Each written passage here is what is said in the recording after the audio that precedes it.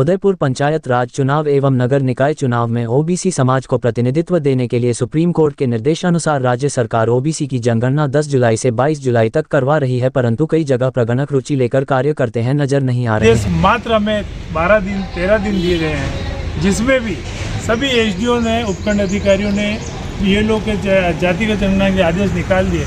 80% BLO ने अभी तक जनगणना प्रारंभ नहीं की है। मात्र 2 दिन रहे हैं। यह जनगणना दिनांक 10/7 से 22/7 तक ही होनी है। तो हमने शुक्रवार को भी माननीय संभागीय आयुक्त, अतिरिक्त संभागीय आयुक्त महोदय को, जिला कलेक्टर महोदय को ज्ञापन देकर निवेदन किया। आज पुनः हमारी संभागीय आयुक्त केवल प्रज्ञा रमणी जी पधारी हैं, उनसे हमने आग्रह किया है कि जो बीएलओ लापरवाह कर रहे हैं, जो इस कार्य को सजगता से नहीं कर रहे हैं, उनको तुरंत सभी कलेक्टरों की मीटिंग लेकर के उनको निर्देशित करें कि ये 22 तारीख तक जनगणना विधिवत पूरी करें। यही हमने आग्रह किया है। उन्होंने आश्वासन दिया है। मैं आज ही सभी कलेक्टर्स के ग्रुप में डाल देती हूँ और ये आपकी जो मांग को मैं मानती हूँ आपके माध्यम से कि अभी तक बीएलओ ने 2011 में जो जनगणना हुई थी तो पूरी राजस्थान की जनगणना थी 6,56,00,000 के आसपास। उसमें कम से कम 3 करोड़ तो ओबीसी के लोग। ओबीसी की शुरू से कोई इन्होंने जनगणना करते नहीं हैं। भारत की सरकार भी जनगणना का ओबीसी में कोई कॉलम रखा ही नहीं है। एसटी का कॉलम रखा है, एससी का रखा है और फिर सामान्य कर दिया।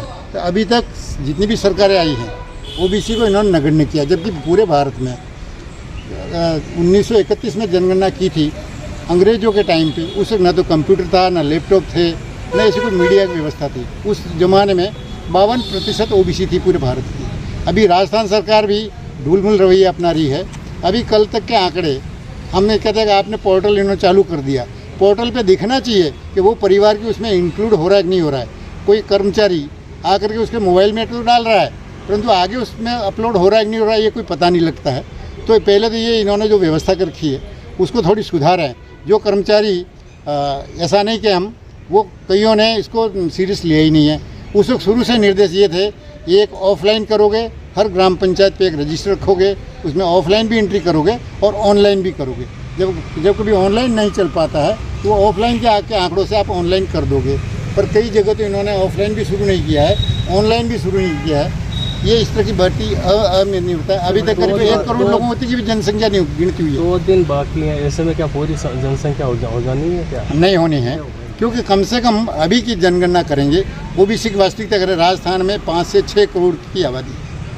उस समय 2011 में पूरे राजस्थान की आबादी 6.5 करोड़ थी, उसमें 50% ओबीसी ऊपर है।